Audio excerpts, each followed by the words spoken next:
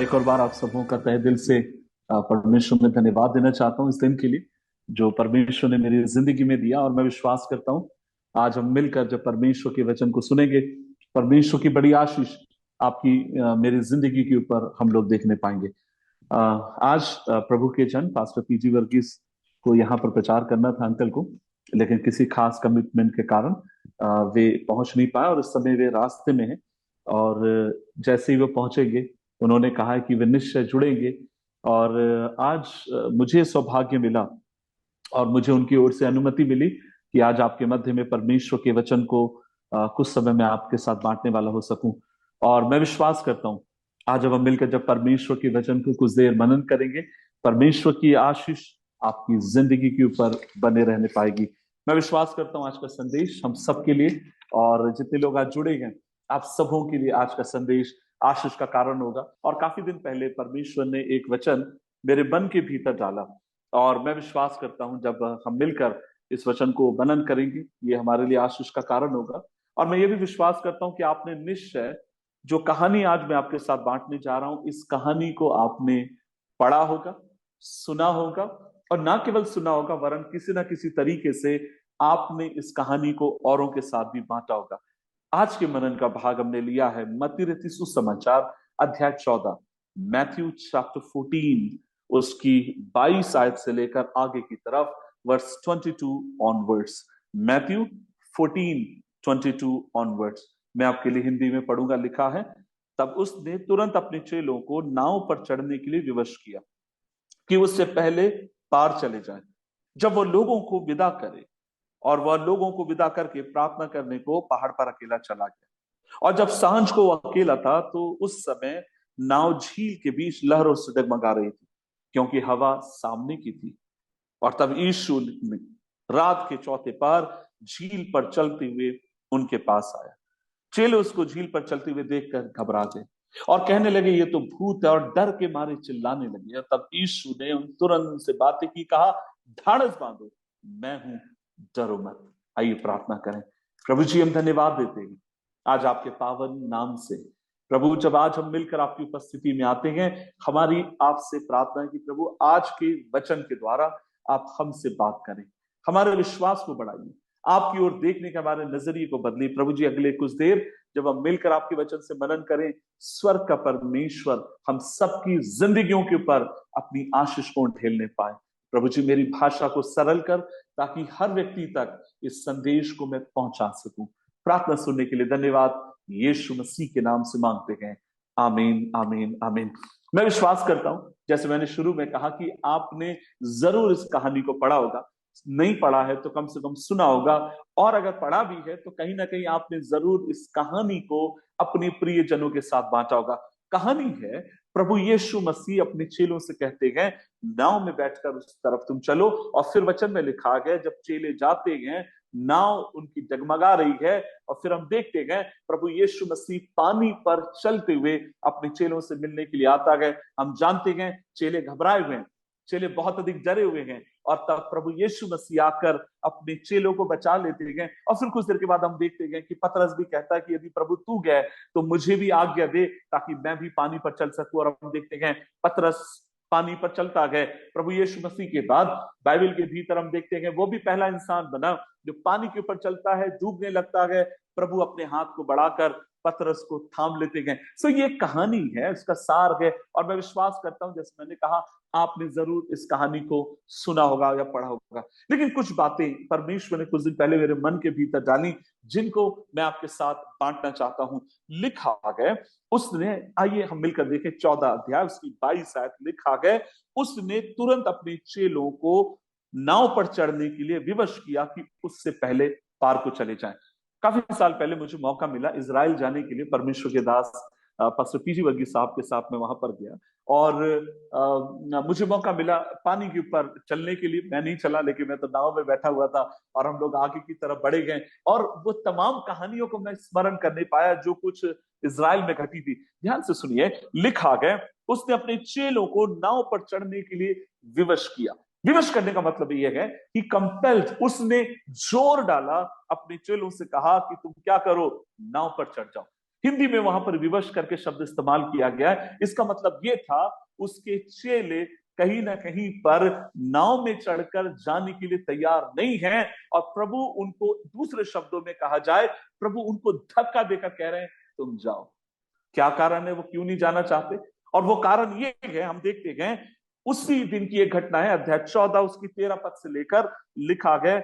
यीशु मसीह ने सुना तो वह नाव पर चढ़कर एक सुनसान जगह पर चला गया। कुछ लोग उसके पास आते हैं और हम देखते हैं प्रभु यीशु मसीह वहां पर 5 रोटी और 2 मछली से एक बड़े चमत्कार को करते हैं। और चमत्कार के करने के समय बाइबल के पंडित लोग मानते हैं लगभग 20,000 की भीड़ वहां होनी चाहिए। यहाँ पर 5 लिखा है, लेकिन बाइबल के पंडितों का मानना है लगभग 20,000 या उससे अधिक वहां पर भीड़ थी। तो आप सोच कर देखिए, 20,000 से अधिक या 20,000 के आसपास लोगों के बीच में एक चमत्कार वहां पर प्रभु करते हैं।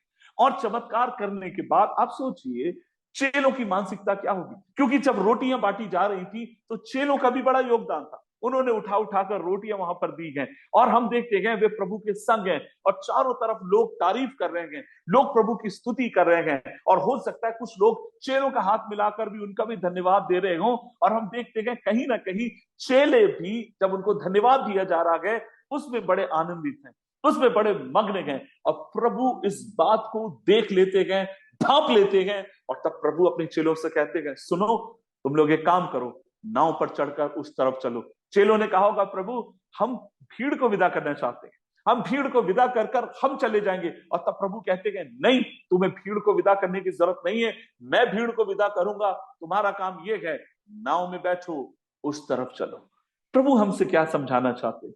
प्रभु आपको मुझे समझाना चाहते हैं, जब कभी एक काम परमेश्वर आपकी मेरी जिंदगी के द्वारा ले, जब कभी कोई बड़ा काम आपका मेरा उद्धार करता आपकी मेरी जिंदगी के द्वारा करे, परमेश्वर चाहते हैं आपकी मेरी मानसिकता ये होने पाए, प्रभु मैं हर बात से सिर्फ आपको महिमा देना चाहता हूं। ये मैं करने वाला नहीं हूं, ये ना ही मेरे बल के कारण, ना ही मेरी शक्ति के कारण हुआ, लेकिन जो कुछ यहां पर हुआ है वह परमेश्वर आपके अनुग्रह के कारण, आपकी दया के कारण होने पाया गया। सो हमारा विश्वासी होने के नाते, चेले होने के नाते हमारा कर्तव्य यह है इन बातों के द्वारा अपने परमेश्वर के नाम को हम महिमा देने वाले हो सके।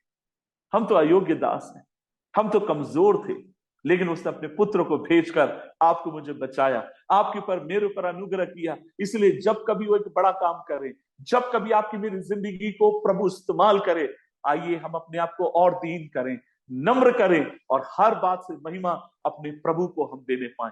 सो हम यहां पर देखते हैं प्रभु अपने चेलों को विवश करते हैं कि वो उनसे क्या करें, नाव में चढ़कर वहां से जाए। और फिर हम कुछ देर के बाद देखते हैं कि जब प्रभु उनको विदा कर चुके हैं, प्रभु वहां पर प्रार्थना करने के लिए गए। इसका मतलब ये भी है, जब कभी प्रभु ने बड़े काम को किया, जब कभी परमेश्वर ने एक बड़े काम को करने के लिए प्रभु को इस्तेमाल किया, हम देखते हैं हमेशा प्रभु अपने आप को प्रार्थना में परमेश्वर की उपस्थिति में लेकर जाते हैं, प्रार्थना में परमेश्वर की उपस्थिति में अपने आप को छुपा लेते हैं। सो यहां लिखा गया चेलों से प्रभु कहते हैं तुम आगे की तरफ जाओ, और वचन में लिखा गया उसकी 24वें वचन में, उस समय नाव झील के बीच लहरों से जगमगा रही थी क्योंकि हवा सामने की थी, और यीशु रात के चौथे पहर झील पर चलते हुए उनके पास आए। ध्यान दीजिए यहां पर क्या हुआ है, वचन में लिखा गया प्रभु ने जब अपने चेलों से कहा तुम नाव में बैठकर उस तरफ चलो, और जाने के समय जब चेले जाना शुरू करते हैं, वचन कहता है जब चेले गए हैं, रास्ते में जाने के बाद उनकी नाव क्या होने लगी है, उनकी नाव जगमगाने लगी है, उनकी नाव हिलने लगी है, उनकी नाव, दूसरे शब्दों में मैं कहना चाहता हूं, उनकी नाव ऐसा लग रहा है जैसे मानो पूरी तरीके से खतरों से भर चुकी है, और चेलों को भी अब समझ में नहीं आ रहा है किस तरीके से इसका सामना करे, क्योंकि पूरी तरीके से उनकी नाव डोल रही है, हिल रही है। आज सुबह के समय इस वचन को सुनने वाले, माफ करना शाम के समय इस वचन को सुनने वाले एक एक व्यक्ति से मैं कहना चाहता हूं, हम एक विश्वासी हैं, हम प्रभु के मानने वाले हैं, लेकिन इस बात को याद रखिए आपकी मेरी जिंदगी में अलग अलग प्रकार के संघर्ष आएंगे, अलग अलग प्रकार की लहरें आएंगी, अलग अलग प्रकार की चिंताएं आएंगी, अलग अलग प्रकार की ऐसी लहरें आएंगी जो हमें डुबाकर मारने की कोशिश करेंगी, जो हमें पूरी तरीके से नस्त नाबूद करने की कोशिश करेंगी, अर्थात पूरी तरीके से हमें खत्म करने की कोशिश करेंगी। और हम सबको होकर जाना पड़ेगा। कोई ये नहीं कह सकता कि मैं लहरों से होकर नहीं जाऊंगा, कोई ये नहीं कह सकता कि मैं जीवन की आने वाले संघर्ष होकर नहीं जाऊंगा। नहीं, हम सबको होकर जाना पड़ेगा। हो सकता है हम सबके संघर्ष अलग हों, मेरे संघर्ष अलग होंगे, आपके संघर्ष अलग होंगे, आपकी जिंदगी के संघर्ष अलग होंगे, आपके रिश्तेदारों के संघर्ष अलग होंगे, लेकिन याद रखिए, एक विश्वासी होने के नाते हम सबको संघर्ष होकर जाना पड़ेगा। और चेलों को भी होकर जाना पड़ा। चेलों ने सोचा होगा जब प्रभु ने हमसे कहा है तो क्या बात है, और वे लोग, मैंने कहा, जबरदस्ती प्रभु ने भेजा है। और जब वे लोग जा रहे हैं और जब इनको भेजा गया गया, जब संघर्ष वहां पर आता गया, नाव उनकी डगमगा रही है, कहीं ना कहीं चेलों के मन में यही आ रहा होगा, प्रभु ने हमें जबरदस्ती भेजा। अगर प्रभु हमको नहीं भेजता तो आज हम यहाँ पर नाव में नहीं फंसते। अगर हमको नहीं भेजता आज हम यहाँ पर खतरों में नहीं फंसते। लेकिन प्रभु ने उनको भेजा गया और हम देखते गए वे वहां पर लहरों में हैं, उनकी नाव पूरी तरीके से डगमगा रही है। क्या प्रभु उनको भूल चुका है? क्या प्रभु उनको छोड़ चुका है? मैं आज आप शाम के समय आपके साथ कुछ बातों को बांटना चाहूंगा। जब हम जीवन के संघर्ष होकर जाते हैं, जब हम जीवन की तकलीफों से, चुनौतियों से होकर जाते हैं, प्रभु हमारी जिंदगी में कैसे अपने काम को करता है, इस कहानी में हम देखेंगे किस तरीके से प्रभु अपने चेलों के साथ बर्ताव को करता है। लिखा गया, जब उनकी नाव वहां पर जगमगा रही है, प्रभु का वचन ये कहता है, उसकी 25वीं आयत में लिखा गया, और यीशु रात के चौथे पहर झील पर चलते हुए उनके पास आया। किस चीज से वे लोग डरे हुए हैं? कौन सी चीज उनको हिला रही है? कौन सी बात है उनको डरा रही है? लहरें। लेकिन देखिए, जब प्रभु उनके पास आया, वो कैसे आया? उसने किनारे से उनको आवाज नहीं दी, उसने दूर से उनको आवाज नहीं दी। जो लहरें उनको डरा रही थी, आपका मेरा प्रभु उन्हीं लहरों के ऊपर चलते हुए अपने चेलों के पास आया।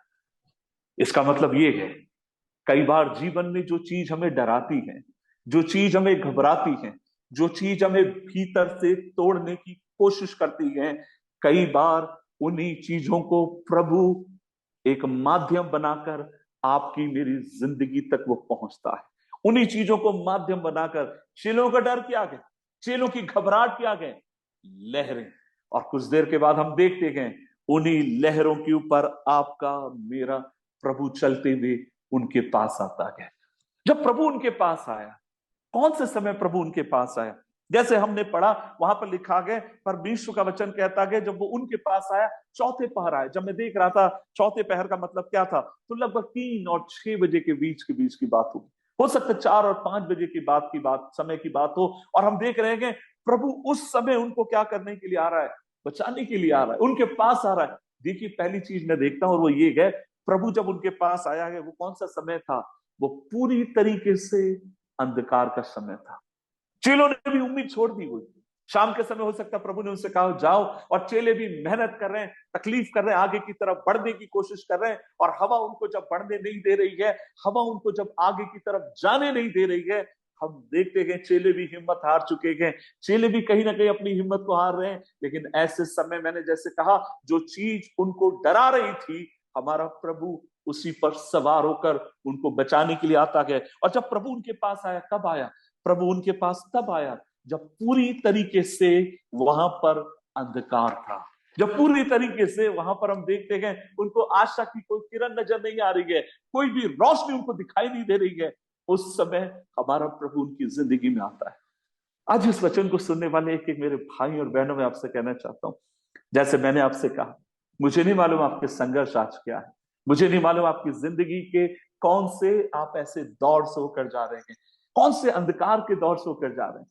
अंधकार का मतलब क्या होता है? एक ऐसी अवस्था जहां पर आपको कुछ दिखाई नहीं देता, एक ऐसी अवस्था जहां पर आपको कुछ सूझता नहीं है, एक ऐसी अवस्था जहां पर आप चारों तरफ जब अपनी नजरों को उठाकर देखते हैं, अंधियारे के अलावा आपको कुछ दिखाई नहीं देता। और मैं आपसे कहना चाहता हूं, ऐसे समय में हमारा उद्धार करता हमारे पास आता है, और वो आपसे मुझसे क्या कहता है? मैं तुझे कभी नहीं छोड़ूंगा, मैं तुझे कभी नहीं त्यागूंगा, मैं तेरे संग रहने वाला परमेश्वर हूं।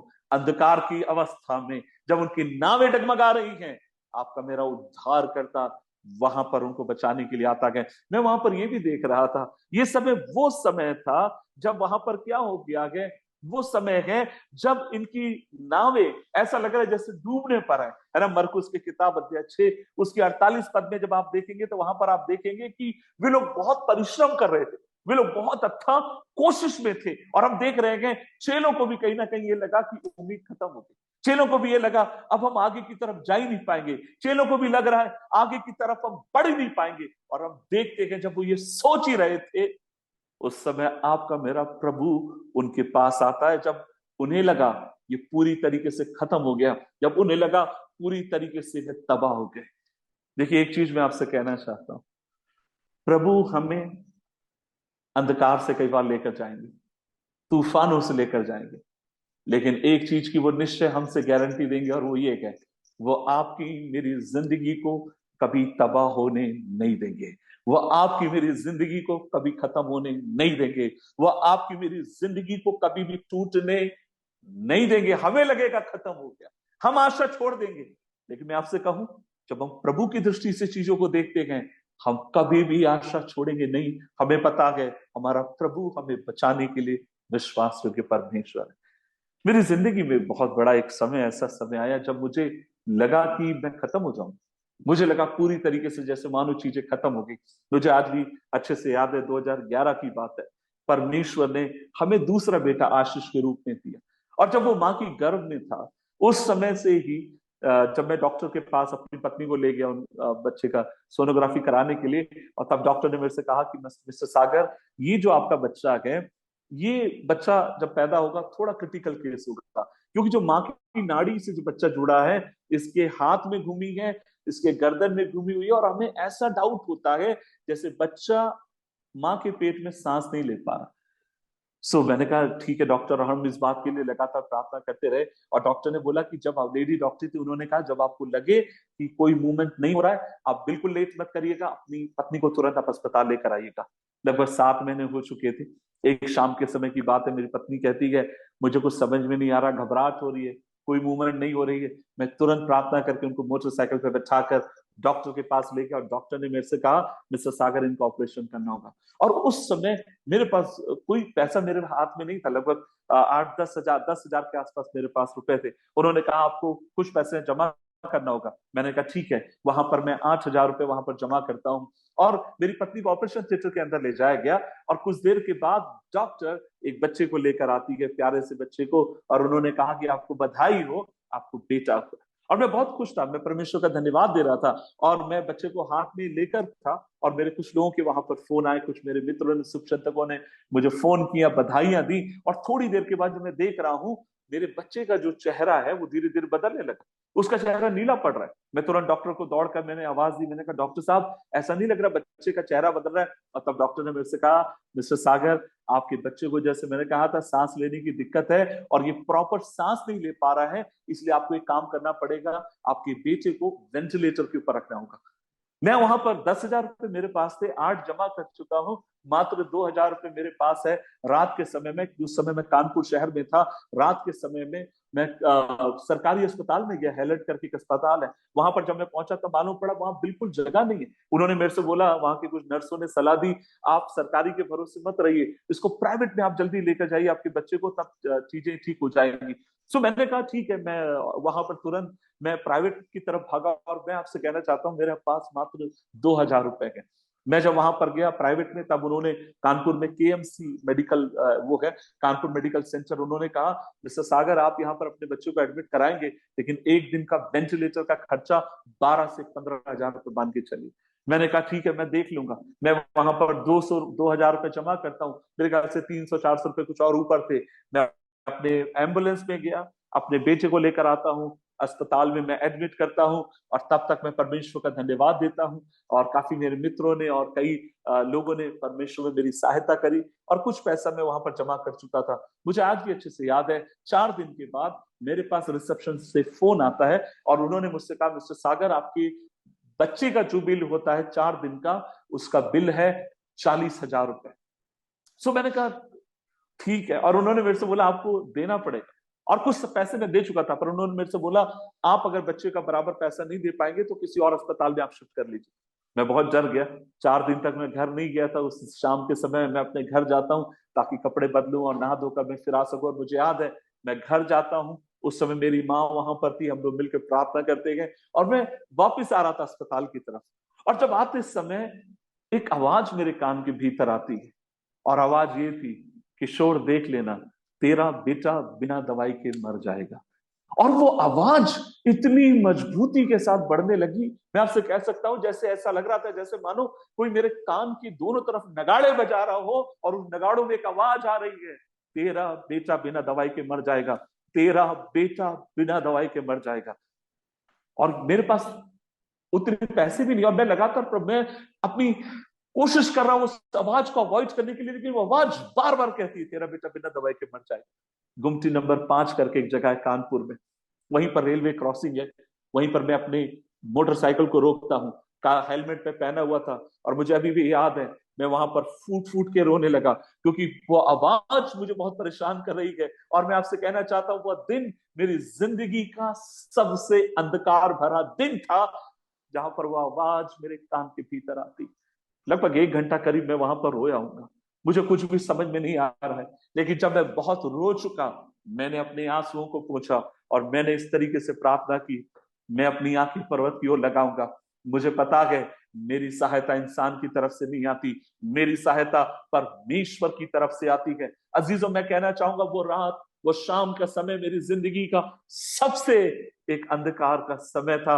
और उस समय इस भजन को मैं बार बार दोहराता हूं, मुझे पता है मेरी सहायता कहां से आएगी। मुझे पता है मेरी सहायता मनुष्य की तरफ से नहीं, आकाश और पृथ्वी को बनाने वाले परमेश्वर की तरफ से आती है। और फिर मैंने परमेश्वर से प्रार्थना करी, मैंने प्रभु से कहा, प्रभु मेरा बेटा बिना दवाई के मरना नहीं चाहिए, अगर आप चाहते हैं वो उस दुनिया से रुखसत हो जाए, मैं एक भी आपसे सवाल नहीं करूंगा, लेकिन वो अस्पताल में बिना दवाई के ना मरे, डॉक्टर ये ना कहे लेकर जाइए, और प्रभु जी ऐसे नहीं, आप उसको प्रॉपर ट्रीटमेंट करिए और प्रभु जी मेरी सहायता करिए। और अब जब मैं उसको प्रॉपर ट्रीटमेंट के बाद अगर मैं घर लेकर आऊं, प्रभु जी घर पर अगर आपकी योजना है, अगर आप उसको लेना चाहते हैं ले लीजिए, मैं एक सवाल भी नहीं करूंगा, मैं एक बूंद आंसू भी नहीं बहाऊंगा, लेकिन प्रभु जी मैं एक सेवक हूं, मेरा बेटा बिना दवाई के मरना नहीं चाहिए।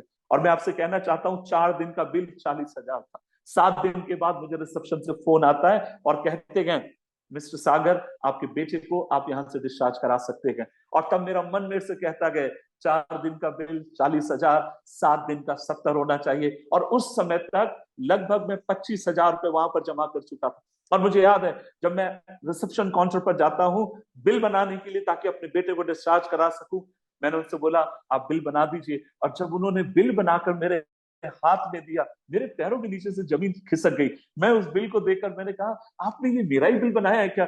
उन्होंने कहा जी हाँ आपका ही बिल बनाया गया। मैंने उनसे बोला देखिए 4 दिन पहले आपने मुझे बुलाया था, मैं रिसेप्शन पर आया था, आपने मुझसे कहा 4 दिन का 40,000, तो 7 दिन का कम से कम 60 से 70 होना चाहिए। उन्होंने बोला देखिए जो बिल हमने आपको बना कर दिया गया उतना ही बिल है। आपको मालूम है पूरा बिल कितना था? मुझे आज भी अच्छे से याद है, पूरा बिल 29,500 रुपए था। उन्होंने कहा आप 25,000 दे चुके हैं, आप 4,500 रुपए और दीजिए। तब मैंने उनसे पूछा, मैंने कहा किसी ने मेरा पैसा दिया है क्या? कोई आकर बच्चे के नाम से पैसा देकर गया? उन्होंने मुझे कंप्यूटर दिखा के कहा देख लीजिए किसी ने भी पैसा नहीं दिया गया, आपके बच्चे का पूरा बिल बनता गया 29,500। मुझे आज भी समझ में नहीं आता 4 दिन का 40 होना चाहिए, फिर 7 दिन का 29 कैसे बन गया। लेकिन मुझे एक बात तो समझ में आती है, उस रात के समय जब कोई मेरे साथ नहीं था, मेरे आंसू बह रहे थे, कान के भीतर वो आवाज मुझसे कहती है तेरा बेटा बिना दवाई के मर जाएगा। और मैं आपसे कहना चाहता हूं तब एक आवाज, कोई तो था मेरे साथ खड़ा था, कोई तो था जो मेरे साथ खड़े रहकर मुझसे कहना चाहता था कि किशोर ये तेरे अंधकार का समय है और मैंने तुझसे वादा किया मैं तुझे कभी नहीं छोड़ूंगा, मैं तुझे कभी नहीं त्यागूंगा, मैं तेरे संग रहूंगा, साथ रहूंगा। आज मेरा बेटा 12 साल का है, आने वाली 17 तारीख को वो 13 साल का हो जाएगा। बहुत एक्टिव है, चर्च में वर्शिप टीम में खड़ा रहता है, गिटार बजाता है, अलग अलग तरीकों के द्वारा प्रभु की सेवकाई में वो जुड़ा हुआ है। आज मैं आपसे क्या कहना चाहता हूं, यदि आप आपकी जिंदगी के सबसे अंधकार के दिन में होकर जा रहे हैं, घबराइए नहीं, आपका परमेश्वर कभी आपको छोड़ेगा नहीं, वो अंधकार के समय आपके पास आकर आपकी जिंदगी, आपके परिवारों को बचाने की शक्ति रखने वाला हमारा परमेश्वर है। चेले जा रहे थे और मैंने कहा अंधकार का समय था। और मैं तीसरी बात मैं देखता हूं और वो ये है कि जो नाव उनकी डगमगा रही थी वो कहां डगमगा रही थी? किनारे पर नहीं। नाव उनकी डगमगा रही थी बीचों बीच। जरूर उनकी नाव क्या कर रही होगी? वहां पर लिखा गया 24वें वचन में लिखा गया, उस समय नाव झील के बीच लहरों में से डगमगा रही थी। किनारे पर नहीं डगमगा रही थी। अगर किनारे पर डगमगाती तो चेले कूद जाते, उतरकर किनारे पे पहुंच जाते, लेकिन ये बीचों बीच डगमगा रही थी। और कहां डगमगा रही थी? जहां पर गहरा जल था, जहां पर वो पैर बाहर निकाल नहीं पा रहे, जहां पर वो तैरने की। और देखिए यीशु के अधिकांश चेले तो मछुआरे गए और ये वो लोग हैं अब ये तैरने की भी नहीं सोच सकते गए, इस तरीके से अपने आप को निहत्ते वहां पर वो पा रहे। लेकिन मैंने आपसे कहा हाँ ये बात सच है, वो अंधकार का समय था। उन्हें लगा वो खत्म हो जाएंगे, उन्हें लगा ये गहरा समुद्र उनको डुबा देगा। लेकिन जैसे मैंने शुरू में कहा, आपका मेरा उद्धार करता जो बात उनको डरा रही थी उसी पर सवार होकर चलकर उनकी जिंदगी को बचाने के लिए उनके पास आता है। अब ऐसी कोई चीज नहीं जिससे आपका मेरा प्रभु हमें बचा ना सके। ऐसी कोई दुविधा नहीं जिस दुविधा में से आपका मेरा प्रभु आपकी मेरी जिंदगी को हाथ पकड़ कर निकाल ना सके। मैं इसमें इस कहानी में एक और चीज ये पाता हूं और वो ये है, ये समय चेलों की परीक्षा का समय था। जैसे मैंने शुरू में कहा, क्या प्रभु को नहीं मालूम था एक तूफान उनका इंतजार कर रहा है? क्या प्रभु को यह नहीं मालूम था कि लहरें वहां पर हैं, हवाएं तेज चल रही हैं, चेले घबराएंगे जरूर, परेशान होंगे जरूर, लेकिन फिर भी प्रभु ने उनको क्यों भेजा? और उसका बड़ा कारण जहां तक मैं बाइबल समझता हूं ये है, प्रभु अपने लोगों की परीक्षा लेना चाहता था। वो चाहता था कि उसके चेले क्या की जाए? परीक्षा की जाए। सुनिए मेरी बात को, यदि मैंने जैसे शुरू में कहा, यदि मैं ये कहता हूं मैं प्रभु का भक्त, यदि मैं ये कहता हूं मैं अपने प्रभु के पीछे चलने वाला एक व्यक्ति हूं, तो फिर मुझे एक चीज के लिए हमेशा तैयार रहने की जरूरत, और वो ये है, प्रभु हमारी जिंदगी के भीतर परीक्षाएं लेकर आएगा। और वो कई बार हमें जानबूझकर उन परीक्षाओं से होकर जाने देगा। उसका मकसद ये नहीं है कि उन परीक्षाओं के द्वारा वो हमें खत्म कर दे। उसका मकसद ये नहीं है कि वे परीक्षाएं हमें पूरी तरीके से नस्त नाबूद कर दे। अच्छा लगता है उर्दू में शब्द नस्त नाबूद कर दे, लेकिन उसकी मनसा ये है, ये परीक्षाएं आपको मुझे मजबूत करने पाए, ये परीक्षाएं आपकी मेरी जिंदगी को और अधिक परिपक्व करने पाए, ये परीक्षाएं आपकी मेरी जिंदगी को और अधिक ये समझाने पाए कि हम अपने प्रभु के ऊपर और अधिक भरोसा रख सकते हैं, और अधिक अपने प्रभु के नाम के ऊपर भरोसा रखकर हम आगे की तरफ हम जा सकते हैं। हम सबको परीक्षाओं से होकर जाना पड़ेगा। अब बाइबल में किसी भी भक्त को आप देख लीजिए, आप अब्राहम की जिंदगी को देख लीजिए। अब्राहम से प्रभु ने वादा किया जब वो निकला था कि मैं तुझे पुत्र दूंगा, और लंबे समय तक उस बात के लिए उसकी परीक्षाएं होती रही। आप परमेश्वर के भक्त अय्यूब को आप देख लीजिए, जब उसकी जिंदगी में परीक्षाएं आई, उसके अपने उसके ऊपर उंगली उठाने लगे, उसके अपनों ने उसके ऊपर सवाल उठाया। और याद रखिए, जब परीक्षाएं आती हैं, बोलने में बहुत आसान लगता है, बोलने में अच्छा लगता है परीक्षा शब्द, लेकिन परीक्षाओं से जाते समय परीक्षा मजेदार नहीं होती। परीक्षाएं दर्द वाली होती है, परीक्षाएं आंसू वाली होती है, परीक्षाएं हमें डुबोने वाली होती हैं। लेकिन इस बात को याद रखिए, हम में से हर व्यक्ति को परीक्षा से होकर जाना पड़ेगा। अय्यूब को आप देखिए, मेरी बाइबल में अगर आप मुझसे पूछेंगे मेरा सबसे पसंदीदा किरदार कौन है, उद्धार करता आपका मेरा स्वामी। लेकिन उसके बाद अगर मैं सचमुच अगर किसी को बहुत एडमायर करता हूं और कोई व्यक्ति मुझे बहुत अधिक प्रेरित करता है, वो है परमेश्वर का भक्त अय्यूब। लेकिन आप देखिए, अय्यूब की जिंदगी में परीक्षाएं आई। पूर्व के देश का सबसे धनी आदमी था, अर्श पे था वो, सबसे ऊंचाई पर था वो, लेकिन उसके अगले पल वो फर्श के ऊपर आ गया। उसके 10 बच्चे, जिनके ऊपर 10 बच्चे बोलकर शायद वो इतराता होगा, और अगले पल वो एक ऐसा अभागा बाप बन गया जिसके पास कोई भी बच्चे ना रहे। वो एक ऐसा व्यक्ति था जो इतराता था इस बात के लिए कि मेरे पास परमेश्वर ने सब कुछ मुझे आशीष के रूप में दिया होगा, लेकिन अगले पल वो एक ऐसा व्यक्ति बन गया, उसके पास आंसुओं के अलावा कुछ ना रहा। और फिर कुछ देर के बाद हम देखते गए जो शरीर था वो शरीर भी उसका साथ छोड़ देता गया, वो टिकरे के ऊपर बैठा हुआ गया, वो अपने शरीर को खुजा रहा गया। और तब हम देखते गए इस परिस्थिति में बाइबल कहती है वो तब भी परमेश्वर की आराधना कर रहा था।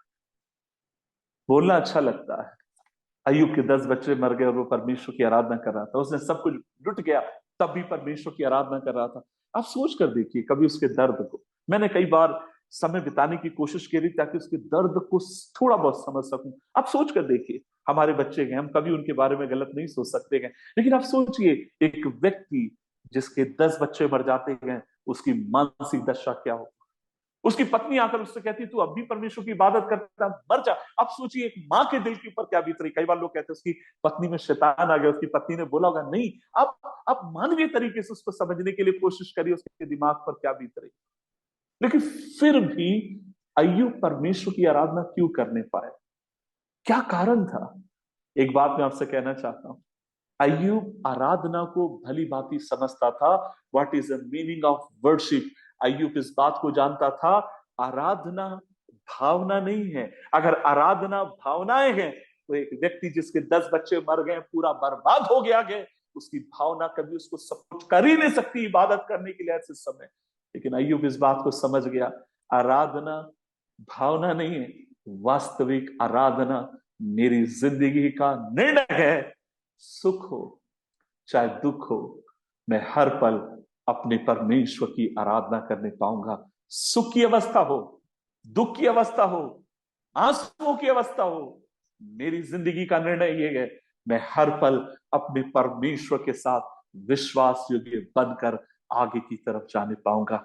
मैं आज आपसे कहना चाहता हूं, इसलिए जब परीक्षाएं हमारी जिंदगी के भीतर आती हैं, परमेश्वर एक काम करते हैं हमारी जिंदगी पर, वो ये है, वो आपकी मेरी जिंदगी की भीतर से यथार्थ चीजों को निकालते हैं। आप सोच कर देखिए, कुछ देर पहले उन्होंने एक बड़े चमत्कार को देखा और हो सकता है प्रभु ने उनको इस्तेमाल किया होगा। मैं जहां तक बाइबल समझता हूं, मैं देखता हूं कि प्रभु ने रोटी ली, धन्यवाद दिया, तोड़ा और चेलों के हाथ में दिया, और चेलों भी समझ गए।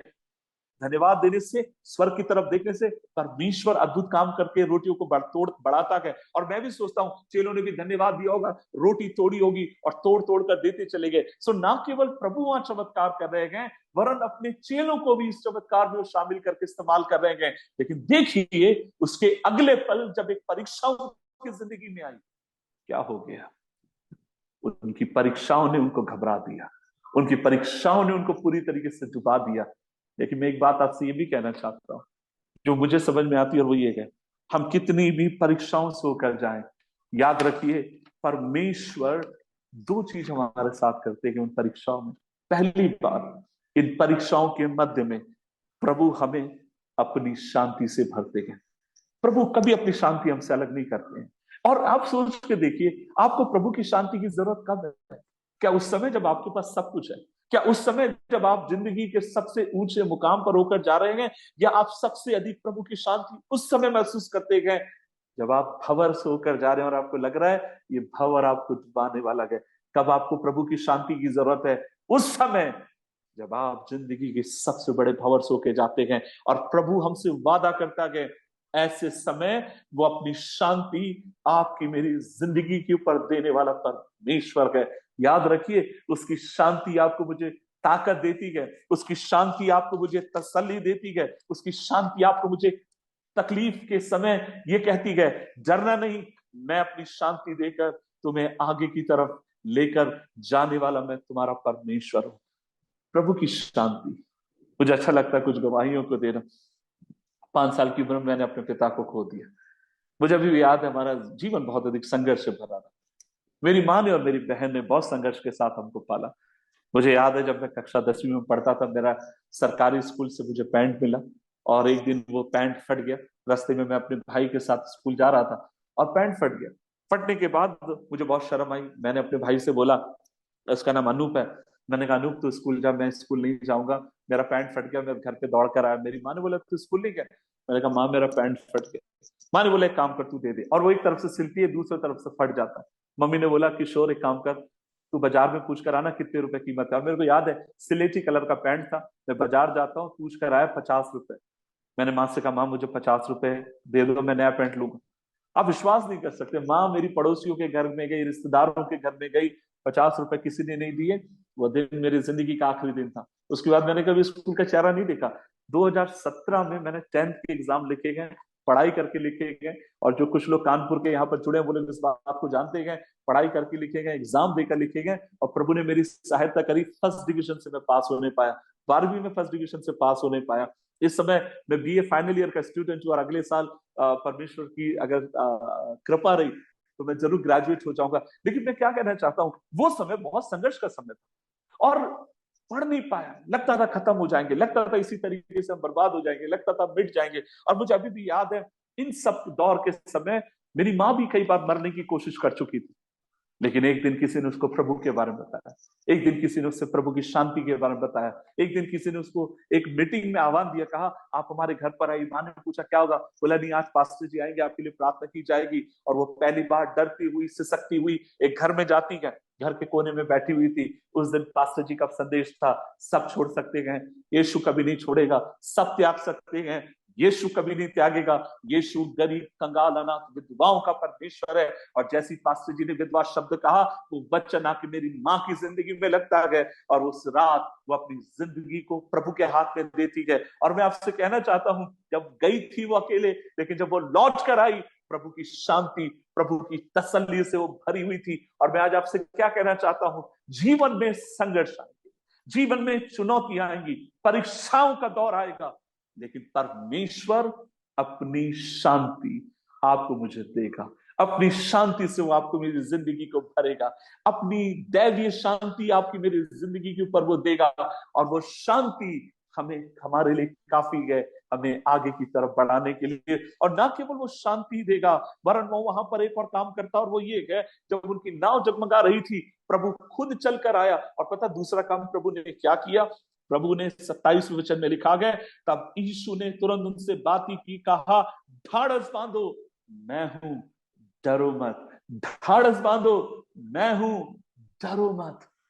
प्रभु ने अपने वचन उनसे कहे, डरो मत, मैं हूं, ढाढ़स बांधो। जब मैं इस कहानी को देखता हूं, मैं बहुत कुछ इस कहानी को पुराने नियम के लाल समुद्र के साथ तुलना कर सकता हूं, जहां पर मूसा प्रभु से कहता है, प्रभु अगर मैं जाऊं तो लोग मुझसे पूछेंगे कौन है तेरा प्रभु, क्या बोलूं? उनसे बोलना मैं हूं सो हूं। और फिर उसी फ्रेज को हम देखते हैं नए नियम के भीतर मती यहां पर इस्तेमाल करता है यीशु मसीह के लिए, कि जब नाव उनकी लहरों से डगमगा रही थी, तब प्रभु आकर कहते हैं, डरो मत, मैं हूं, घबराओ मत, मैं हूं। एक बात आपसे कहूं, प्रभु ने अपने वचन उनसे पहले कहे, घबराओ मत, मैं हूं, मैं हूं, मैं हूं। आज इस वचन को सुनने वाले एक एक व्यक्तियों से मैं कहना चाहता हूं, देखिए जब घबराहट आती है और हम परीक्षाओं से होके जाते हैं, सबसे पहला काम पता हम क्या करते हैं, हम प्रार्थनाएं बंद कर देते हैं। और दूसरा काम हम एक काम करते हैं, वो ये है, हम अपने पवित्र शास्त्र को बंद करके रख देते हैं, और हमें लगता है, अब हम कहते हैं मेरा कुछ हो नहीं सकता।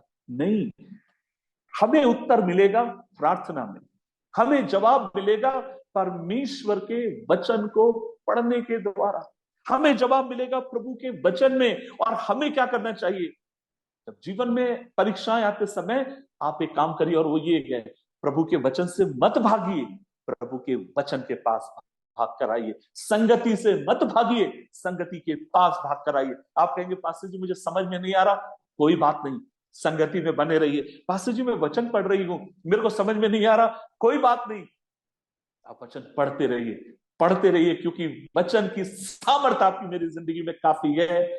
जिस हालात में हमें, उस हालात से हमें निकालने के लिए, उभारने के लिए परमेश्वर की वचन की सामर्थ काफी है।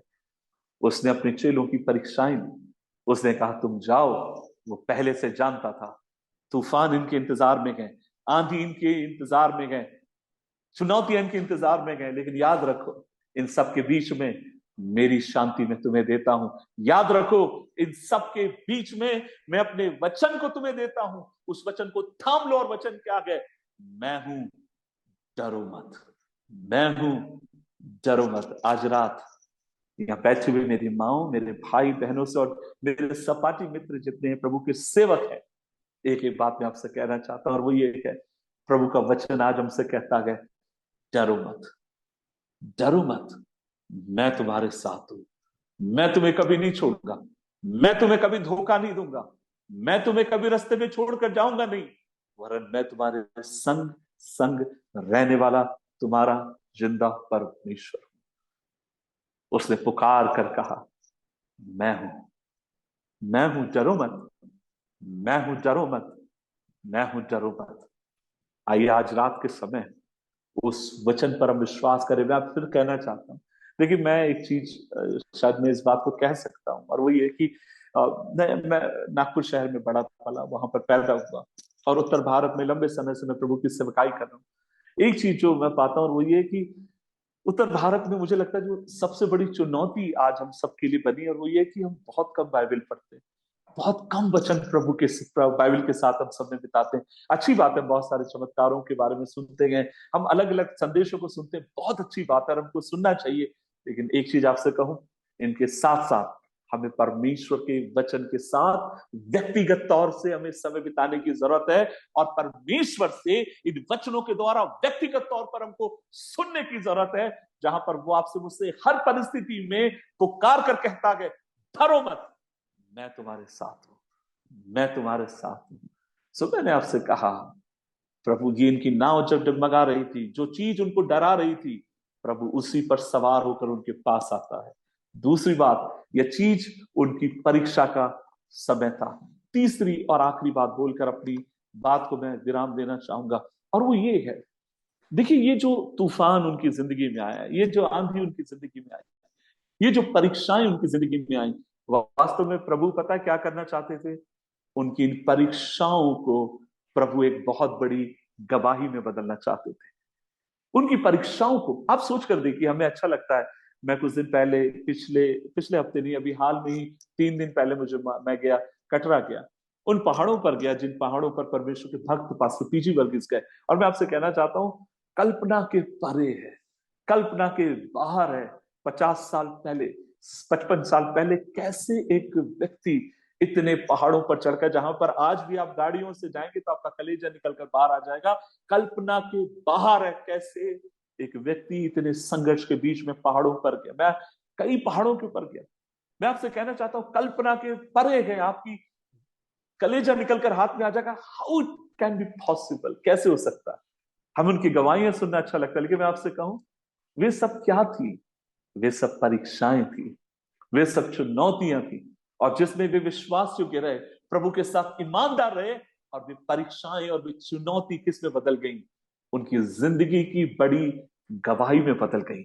आज मैं आपसे कहूं, हमारी परीक्षाएं, हमारी चुनौतियां भी गवाही में बदलने के लिए परमेश्वर विश्वास योग्य परमेश्वर है। वहां पर क्या हुआ?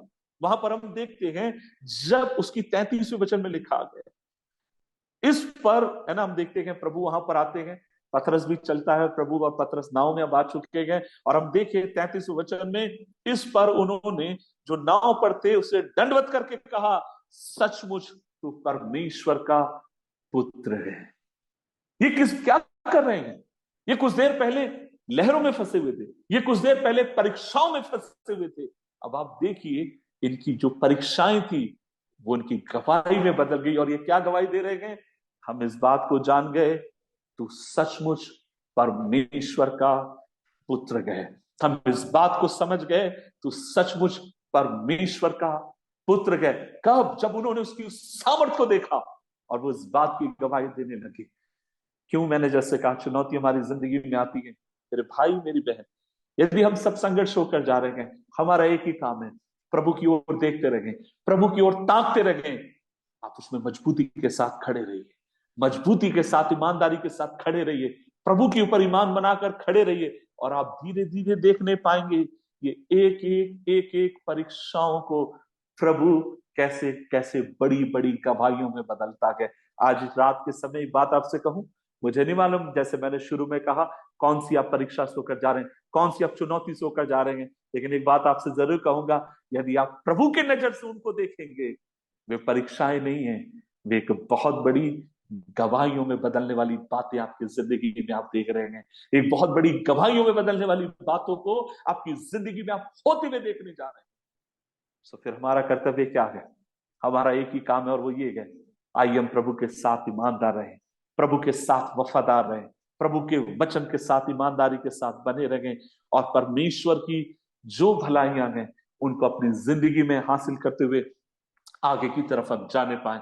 आज रात के समय 3 महत्वपूर्ण बात मैंने आपके साथ बांटने की कोशिश करी।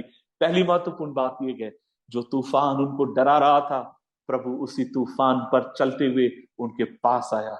दूसरी बात, ये उनकी परीक्षा का दौर था और प्रभु चाहते थे इनकी परीक्षाओं में ये स्थिर रहें। और तीसरी बात, उनकी जीवन की जो भी टेस्टिंग थी, प्रभु ने उसको टेस्टमनी में बदल दिया। उनके जीवन के जो भी संघर्ष थे, दर्द थे, प्रभु उन दर्दों को, उन आंसुओं को प्रभु गवाही में बदल देते हैं। आज रात प्रभु हमें बड़ी बड़ी गवाहियां देने जा रहे हैं। हमारे परिवार में, आपके परिवार में, आपकी जिंदगी में, आपकी सेवकाई में परमेश्वर बड़ी बड़ी गवाहियों को देने के लिए विश्वास योग्य प्रभु हैं। तो फिर हमारा कर्तव्य क्या है? हमारा कर्तव्य है हम अपने प्रभु की तरफ देखते रहें, उसकी ओर ताकते रहें, उसके साथ, जैसे मैंने कहा, ईमानदार रहें, विश्वास योग्य रहें, हर परिस्थिति में आगे की तरफ बढ़ते जाएं। और तब हम प्रभु की बड़ी बड़ी बातों को अपनी जिंदगी के भीतर अब देखने पाएंगे और हम प्रभु की गवाही देने पाएंगे। वो भला है, अच्छा है और यीशु मसीह ही परमेश्वर का पुत्र है। इस वचन के द्वारा आज शाम के समय प्रभु, इस रात के समय प्रभु आप सबकी जिंदगियों के ऊपर अपनी आशीषों को झेलने पाए। मैं अंतिम प्रार्थना कर कर आज की इस मीटिंग को मैं यहीं पे विराम देना चाहता हूं। और अगले हफ्ते परमेश्वर के जन फिर हमारे बीच में होंगे। परमेश्वर के जन पास्टर पीजी वर्गीय साहब हमारे बीच में होंगे। उनके द्वारा प्रभु के वचन को सुनना हमारे लिए सौभाग्य की बात है। सो आइए मिलकर हम प्रभु से प्रार्थना करें। सर्वशक्तिमान परमेश्वर, आज एक और बार हम तेरी उपस्थिति में आते हैं। तू भला है, तू अच्छा है और तेरी करुणा सदा की है। आज प्रभु जी हमने तेरे वचन से सुना, जो चीज हमें जिंदगी में डराती है, कई बार वो चीज ऐसी माध्यम बन जाती है कि उनके द्वारा तू हमारे पास आता है। और हाँ प्रभु, हमारे जब हम इस दुनिया में हैं, हमें चुनौतियों से होकर जाना पड़ेगा, आंसुओं से होकर जाना पड़ेगा। ये हमारी परमेश्वर परीक्षाओं का समय है, लेकिन आप हमें कुव्वत दीजिए, आप हमें ताकत दीजिए प्रभु जी, ताकि हम इसमें स्थिर रहें। और हमें पता है हमारी आज की ये परीक्षाएं कल की बड़ी गवाहियों में बदलने जा रही हैं, कल तेरी बड़ी भलाइयों में बदलने जा रही हैं। तो प्रभु जी, हमारी प्रार्थना है आप हमें आप में स्थिर रखें, मजबूत रखें, आपकी ओर ताकने के लिए सहायता करें। प्रभु जी, आज रात जितने लोग यहाँ जुड़े हैं, एक एक जन के लिए मैं दुआ करता हूँ। आप उनकी जिंदगी को जानते हैं, आप उनकी परिस्थिति को जानते हैं। और प्रभु जी, मैं प्रार्थना करता हूँ आपका जोरावर हाथ हर एक की जिंदगी पर हो, ना बदलने वाला हाथ, ना बदलने वाला पराक्रम एक एक की जिंदगी पर हम मांगते और कहते हैं प्रभु, हर एक की जिंदगी को आप अपनी आशीषों से आप भरे खुदा, ताकि हम सब आप में और मजबूती के साथ बढ़ते जाएं। प्रभु जी, एक और बार हम सबको आपके हाथ में सौंपते, खासकर आपके सेवक पीजी वर्गीस के लिए हम दुआ करते हैं, अंजलि जी के लिए हम दुआ करते हैं। आप उन्हें और अधिक ताकत दें, बल दें, उम्र की दराजगी दें, ताकि आपके सेवक जब तक धरती पर बने रहें, आपकी गवाही देते रहें। और हम जैसे जवानों को और अधिक प्रभु, और कई हमारे सपाटी मित्र जो पासबान हैं, उन्हें और तुझ में बढ़ाएं, ताकत दे, ताकि हम और तेरे साथ भरोसेमंद रहने पाए। सो हम में से हर एक को तेरे हाथ में सौंपते गए, तेरी आशीष मांगते गए।